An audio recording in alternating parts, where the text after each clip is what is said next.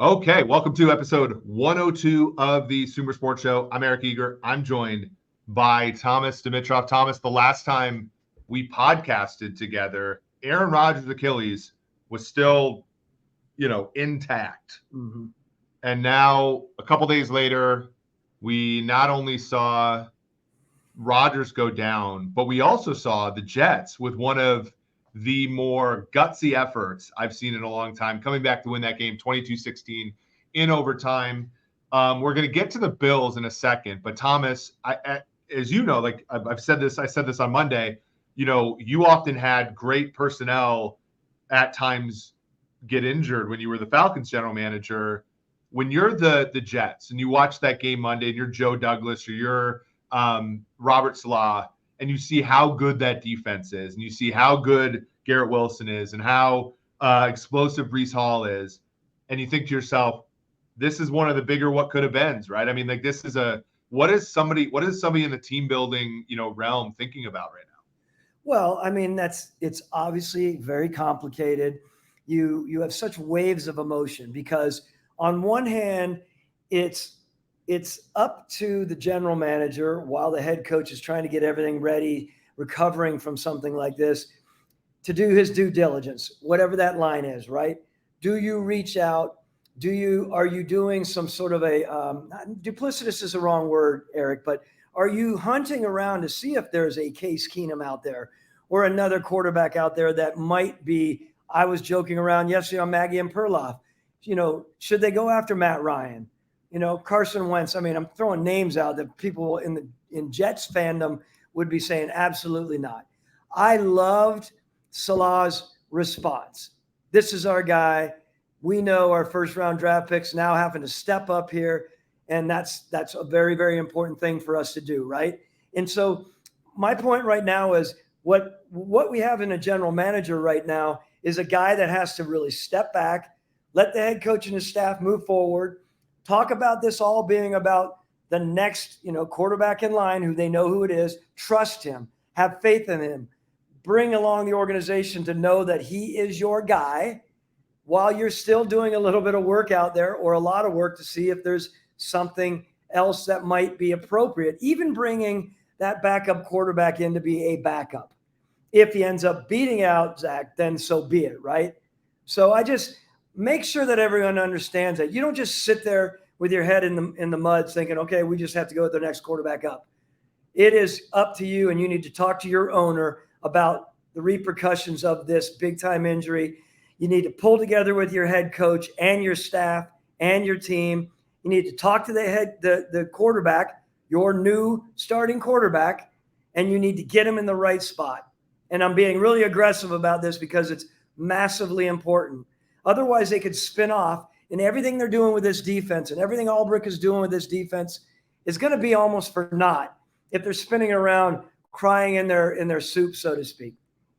Yeah, I mean, for sure. We've seen this happen before. I remember the Eagles of the Rich Kotite era where the offense wasn't the same as the defense. And if you don't get that thing working, they're going to add consternation. I've also seen, back when you were the 2016 year, your best year as a general manager, when Teddy Bridgewater went down and the Vikings went out and got Sam Bradford, that was another one where you see that defense is good enough to really carry a winning football team. You need a quarterback to kind of get you at least into the basin of respectability. This is one, Thomas, where, you look at Houston with Case Keenum as their number 3. You look at some of the, you look at a team like Minnesota with Jaron Hall and Nick Mullins. You look at some of these teams that were smart enough to carry 3 quarterbacks. Now you have, and the Jets kind of had Tim Boyle and like all that, but now you're like, this is the reason you keep around 3 quarterbacks in some ways, because oftentimes teams are going to need one that is requisite of at least being a backup. And I think the one that I liked the most was Keenum, because I think Keenum can come in and be a good backup. He can be a good, mentor. And obviously Keenum, funny part is the year after the Teddy Bridgewater injury, Keenum was the backup for Bradford, took the Vikings to the conference title game. And so there is upside there when you pair him with a great defense. I don't know how much 6 years later upside he brings, but I think he at least can get it sort of we can get him, sort of, up to speed there. But it's very interesting. And my takeaway from Monday Night Football, Thomas, and we're gonna be a little bit shorter today. My takeaway from Monday Night Football was that Jets defense is phenomenal. Like, we're talking about a team that doesn't really have holes. They go 4 deep at edge. Interior, you got Quinnen Williams. Linebackers are terrific.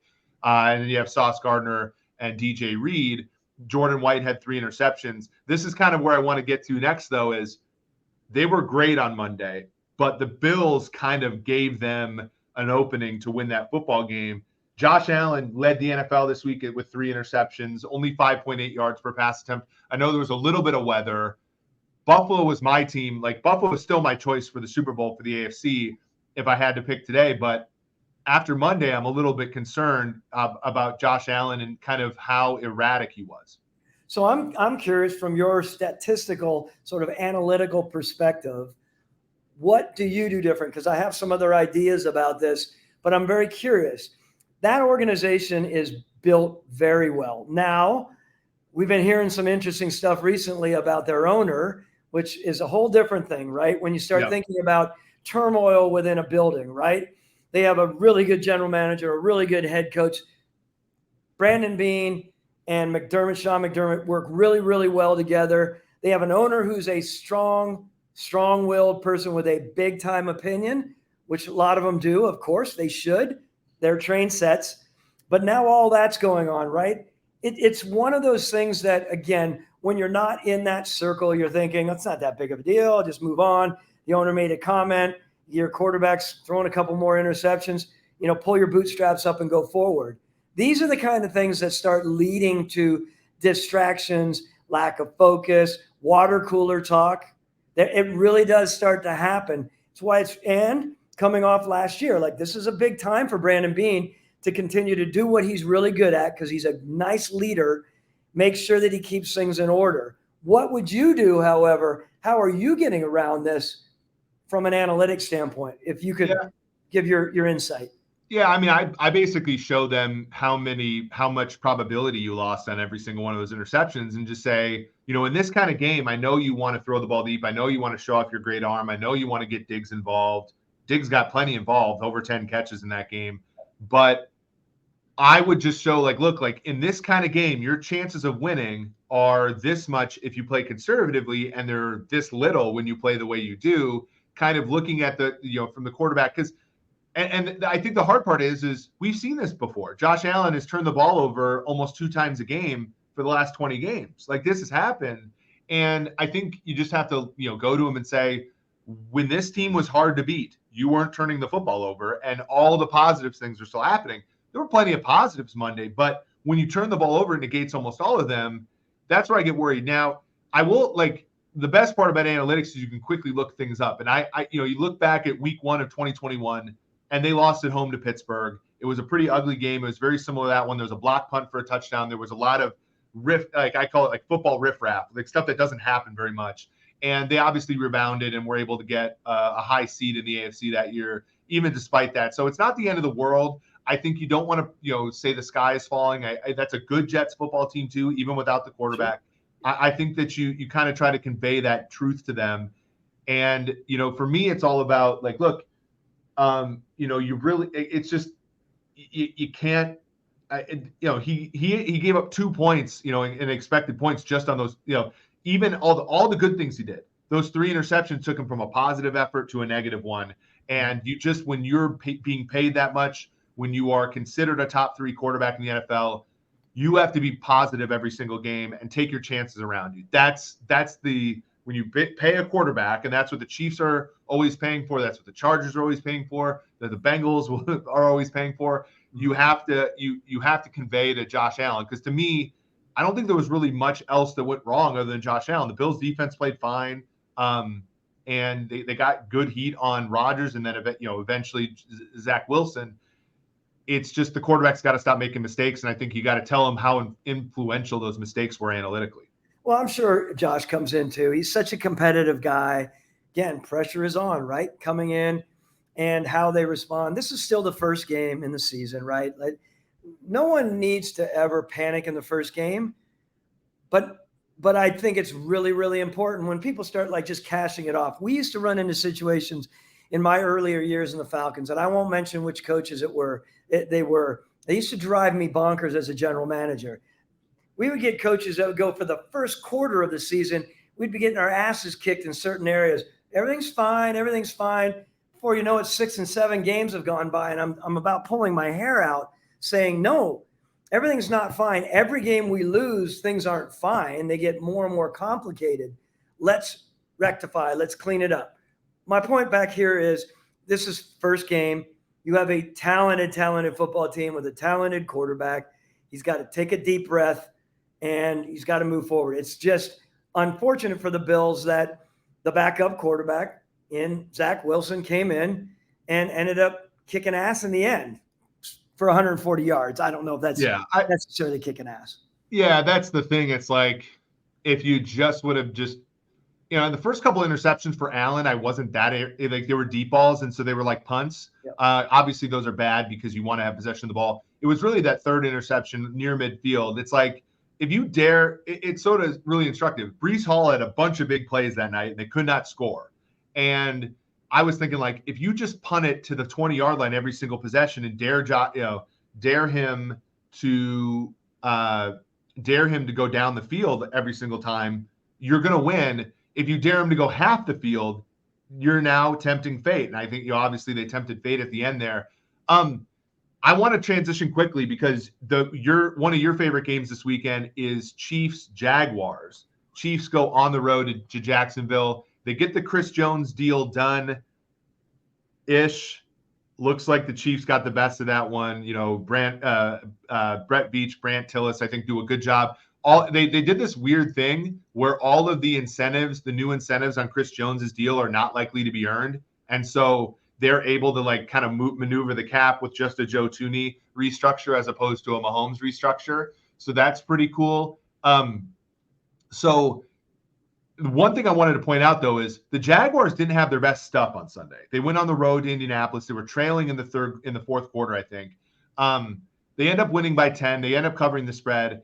And a guy who's been very impressive in game continues to be, and Doug Pederson, we calculated this at Sumer Sports, relative to an average coach, Doug Pederson added 13% win probability to his team on Sunday relative to an average coach. And I think to myself, not your same old Jags, right? Mm-hmm. A team, the bad teams, they lose games when they don't have their best stuff. The good teams, and even the good teams sometimes lose games, like Kansas City, Buffalo, and Cincinnati. I think it was very impressive for the Jags on the road, behind in the third, turnovers and stuff like that kind of befell them.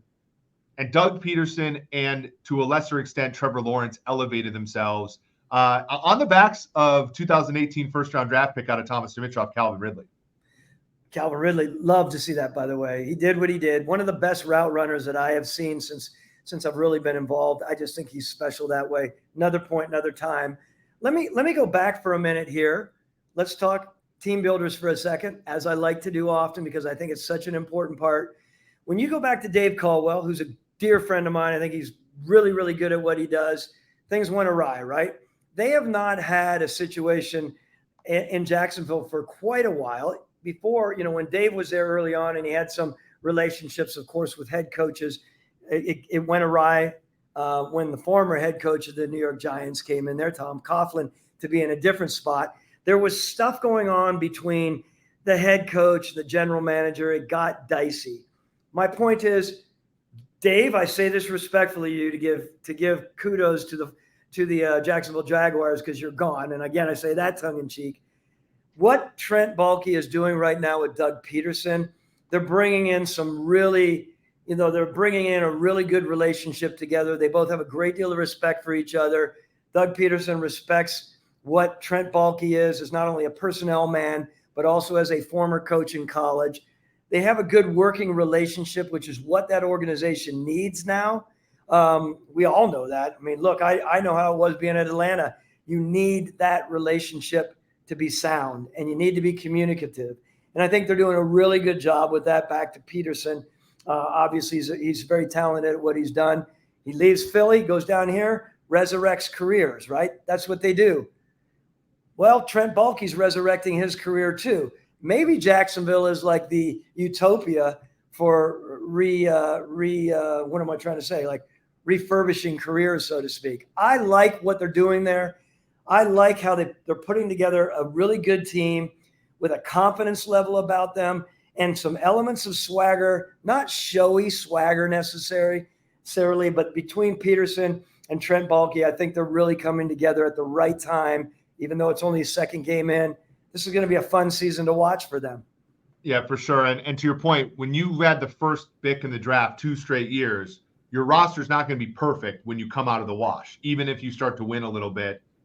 And yet, great coaching can overcome that. And I think Pederson and, to your point, Baalke and the guys that are building that roster, they're doing the best they can. But when you try to go from the first overall pick in consecutive years to being a perennial division champion, and this is the Jaguars team, Thomas, that is trying to win the AFC South in consecutive years for the first time ever, and consecutive division titles for the first time since Y2K, right? So we're talking about an unprecedented elevation of the Jaguars, and that's going to require coaching that is pristine.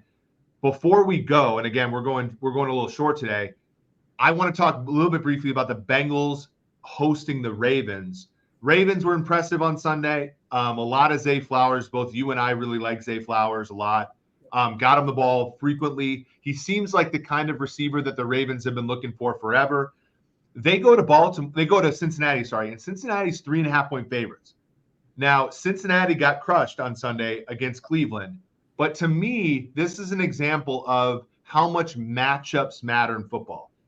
The Browns match up very well with Cincinnati. The front four really matches up well. The weather in Cleveland is never good for a guy with small hands like Burrow. And so Cincinnati never beats them. But $50+ million hands, by the way, but that's, Yeah. Now, Cincinnati has always really measured up pretty well with Baltimore.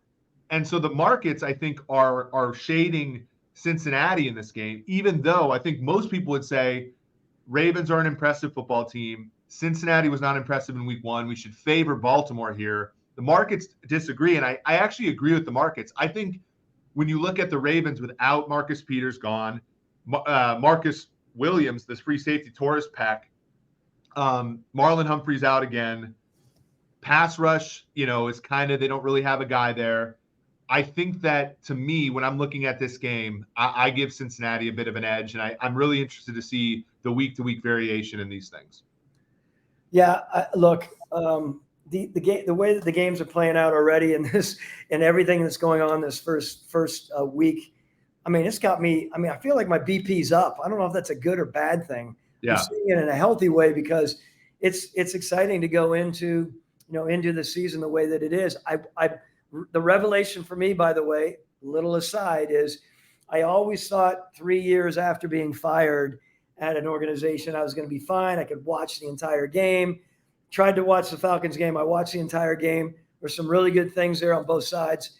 I thought there were other things that were challenges. One thing we know, I'm not to change subjects, but where Bijan is and where Algiers is, that's a cool run game for them. We just need to get Dr. Ritter to keep tossing that ball down the field, right? Get it more and more comfortable getting the ball down the field. We've segued into talking about the Falcons. Only point is, I love this game. I love the league. I just may need to watch Atlanta a little bit longer on the red zone. Yeah, I think it's tough, right? And we could talk about this in the next pod because I know we got to wrap up soon, but there is like I got to think that there's a tension there between a guy that's taken Pitts and London top 10, 2 of the first 3 first rounds of his career, Terry Fontenot's, and the way that they're used on the field by Arthur Smith. Two targets total between those 2 guys. Or not 2 targets, but 2 catches total for those 2 guys. I think that that's something that we might want to talk about if this thing continues. I'm willing to admit that it's maybe a one game blip. But it is interesting because, it seems like there's an investment in those 2 positions at wide receiver and tight end, but on the field, it might not see necessarily the fruits of those things. Right. Well, gentlemen, I have to. We got to get running. So this was a short podcast. I'll see you guys back on Friday. We'll talk about Thursday night football between the Vikings and Philly. We're going to talk on Monday about the week that was. But for an abbreviated version of the Sumer Sports Show, for Thomas Dimitroff, for Eric Eager, this has been episode 102 of the Sumer Sports Show. We thank you all for coming. We'll see you next time. Ladies and gentlemen, thank you.